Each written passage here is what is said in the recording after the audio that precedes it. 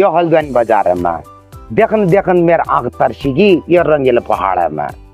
रुक जा दीदी रुक जा भेना भात पको छो खा बेजा। हमारे पहाड़ा लोग बागा खुद है इन चीजों का मतलब भूल जानी। आज पहाड़ में बड़ी जो लेकर नाना तीना ये हल्द्वानी में रौन पड़गी उन्होंने दगड़ में कसो कसो टेस्ट लियो मैं कहूँ कि यार तो का पहाड़ भाषा होना वो कौन समझता मैं जांच लेकिन मैं बोल ना पानो। एक्चुअली ये है मैं सोचता हूँ मैं नहीं बन पाया तो कोई तो बन जाए, किसी के आंखों का ताज खुल जाए तो सगुन ही सगुन मिल जाए। नमस्कार, मैं हूं संजय पाठक और आप देख रहे हैं प्रेस 15। उत्तराखंड की धरती देवभूमि में ऐसे तमाम लोग हैं, ऐसे तमाम कलाकार हैं जो गुमनामी के अंधेरे में जी रहे हैं। लेकिन सच्चाई ये है आज जो भी कलाकार उत्तराखंड में इस वक्त चमक रहे हैं उनकी चमक के पीछे उनकी मेहनत का भी हाथ है। तमाम जो पहाड़ के हमारे कलाकार हैं वो आज संघर्ष कर रहे हैं 2 जून की रोटी के लिए, अपने घर परिवार को पालने के लिए वो संघर्ष कर रहे हैं, लेकिन सरकार की नज़रें उन तक अभी तक नहीं पड़ पाई हैं।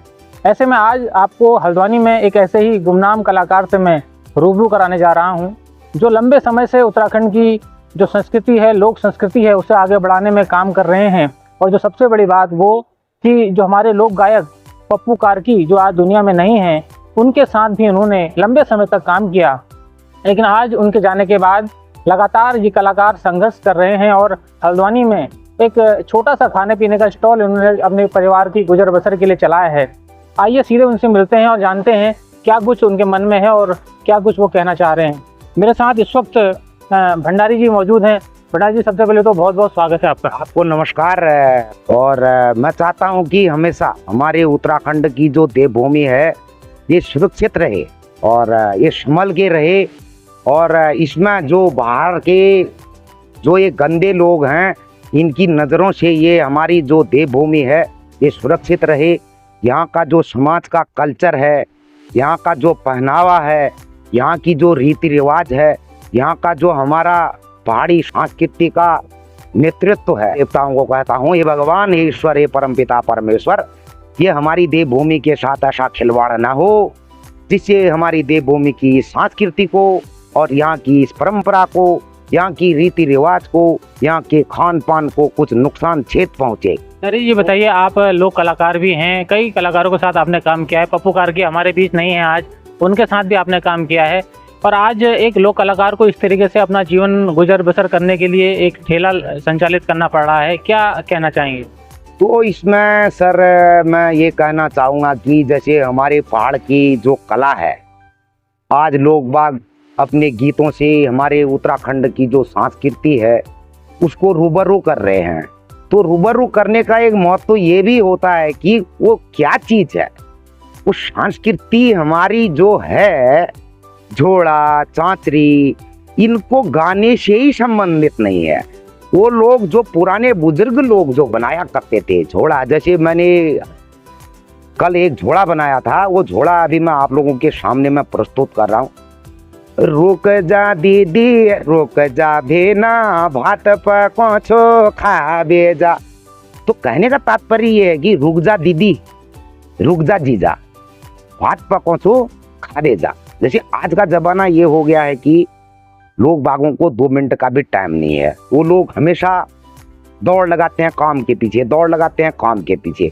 लेकिन ऐसे ही चेली बटियों का भी आज के जीवन में ऐसा हो गया है कि 2 घंटे का मायका, 2 घंटे में घर, फिर उसके साथ अपना कारोबार, फिर जो हमारे पहाड़ है जो संस्कृति है इसमें तो कई राज छुपे हुए हैं। इन राजों का महत्व ये है उस चीज को पहले पहचानो।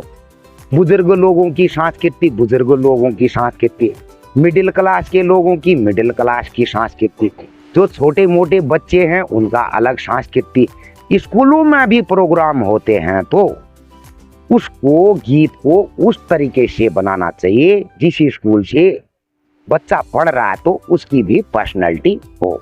अरे ये बताइए, जैसे हमने लोक गायक गोपाल बाबू गोस्वामी को भी सुना है, हमने नरेंद्र सिंह नेगी जी को सुना है, नैन नाथ रावल जी को सुना है, हमने हीरा सिंह राणा जी को भी सुना है, लेकिन आज का जो दौर है उत्तराखंड के संगीत का ये रिमिक्स का दौर है, न इनमें बोलों का महत्व है, न इसमें किसी पहनावे का, न बोलचाल किसी भी चीज़ का। ऐसे में एक कलाकार के प्रति क्या सोचते हैं आप?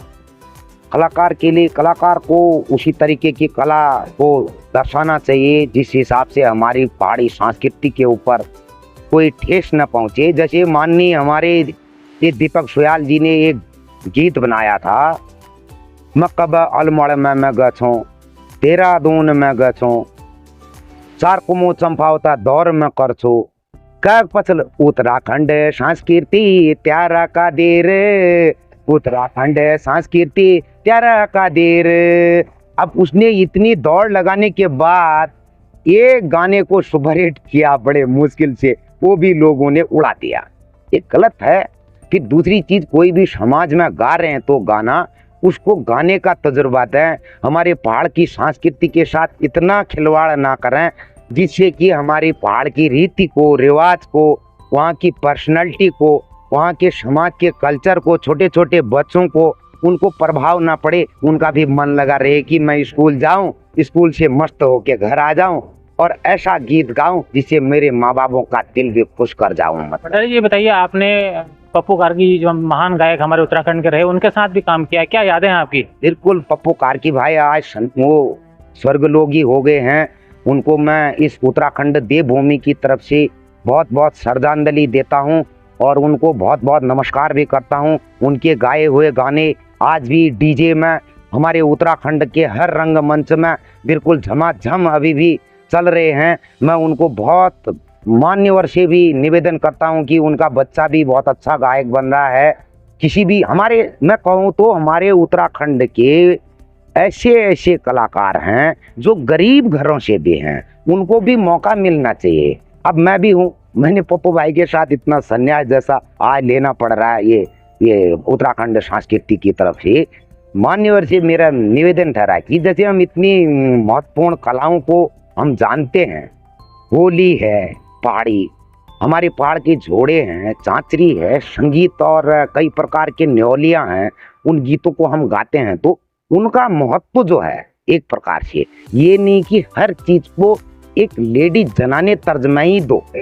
एक समाज में डाली बोट, पहाड़ों में जड़ी बूटियां, हमारे पहाड़ की रीति रिवाज, बट की चुड़कानी और उसके साथ मुडवे की रोटी, वहाँ का जो खान पान, हर प्रकार के जो व्यंजन हैं, उनके साथ रूबरू रहना एक सबसे बड़ी चीज होती है। फिर हमारे पहाड़ा लोग बागा खुद है इन चीज़ों का मतलब भूल जानी। आज पहाड़ में बेटे जो लेकर नाना तेना ये हल्द्वानी में रौन पड़ गई, उन्होंने दगड़ में कसो कसो टेस्ट लियो, मैं कहूँ कि यार तो का पहाड़ भाषा होना, वो कौन समझ तो मैं जांच, लेकिन मैं बोलना कौन हो, ये गलत है। एक प्रकार से जो हमारे कल्चर है, हमारी रीति रिवाज, हमारी बोली भाषा है, उसको जागरूक रखो, अपने बच्चों को शिक्षा उस हिसाब से दो। मातम पितम गुरुदेवताम, माँ बाप हैं, सब कुछ है, माँ बाप नहीं है कुछ नहीं है। अब एक ही बच्चा है, कोई आदमी जो होता है उसका माँ बाप बचपन में ही देहांत तो हो जाते हैं, मतलब होने के बाद वो बच्चा जिस ढांचे में पलता है, चलो उसको तो हम मानते हैं, जग माँ बाप सन रीति रिवाज तर्ज में मिलता। अब नंतना का सही शिक्षा, सही विद्या ज्ञान दिन चाहिए। अब नंतना का पढ़ोने आज हमको जानिया टनपुर है बाजार में, खटीमा की बाजार में, यो हल्द्वानी बाजार में, देखन देखन मेरा आंख तरसीगी ये रंगील पहाड़ में। यहाँ मेरे नंतिन अबू माँ बाप दिन रात मेहनत करनी पहाड़ में अपन। अब यहाँ नंतिन जो चाहिए तुला मो सिगरेट पीनो, दारू की घुट कर लेनो, अब वो बात फिर वो नंतिन की भविष्य बनना, वो या तो दिल्ली में जाना, होटलों में नौकरी करना, या तो कत है द्वारा घरों में झाड़ू पोछा करना। ये आपने तमाम लोक कलाकारों के लिए गीत भी लिखे हैं पहाड़ी, लेकिन हमने देखा आज तक आपको क्रेडिट नहीं मिल पाया, क्या कहेंगे इस पीढ़ी पर? सर ऐसा है कि इसमें मैं गीत तो मैं इधर से अब एक्चुअली ये है, मैं सोचता हूँ मैं नहीं बन पाया तो कोई तो बन जाए, किसी के आंखों का ताज खुल जाए तो सगुन ही सगुन मिल जाए। मैं ये कहता हूँ ये भगवान इष्ट देवता, मैं कई जगह भीमताल में लेकर दीपक सोयाल जी अनुसार गए, देवदोरा म्याल में लेकर गए, लेकिन कलाकार जो होनी उन्होंने तो नंबर है ना उन। अब उन लोगों नंबर 5 जन लोग वो समाज तक ज्वाइंट छन, उन अपनी अगल का बढ़ावा अपनी बढ़ावा दिनी। तो वो तर्ज में मेरे ये उत्तराखंड सांस्कृतिक तरफ बड़े काम करने वाला आदमी योग विनय से कि वो आदमी कोई लेकर हो ना नो ठोलो तर्स कोई ना हो समाज में सब खुला होंगे। मतलब जो भगवान है जगत दो हाथ पैर दे रही, बोली की वाणी दे रहा, मुख की सरस्वती दे रहा, प्रेम को वास दे रहा, यो जो हमारे बोली भाषा से ये मैं अमृत वास दे रहा। तो ये चीज तर्जमे में यह चाँच की है भगवान इष्ट देवता जो हमारे संस्कृति से ये परंपरा बनी रहो और ये मैं नान ठोल न देखियो, सबों प्रति प्यार जो से बराबर रहो और हमारे संस्कृति का अगल का बढ़ाते रहो। तो ये थे मेरे साथ भंडारी जी जो उत्तराखंड की लोक कला के समर्पित कलाकार हैं, लेकिन आज अपने संघर्ष कर रहे हैं। और इस तरीके से आप देखिए ये एक ठेला है, इस पर ये अपना रोजगार करते हैं और अपने बच्चों को पालते हैं। हरीश भंडारी जी की ये कहानी आपको कैसी लगी हमें जरूर बताइएगा। तब तक रखिए अपना ख्याल। नमस्कार।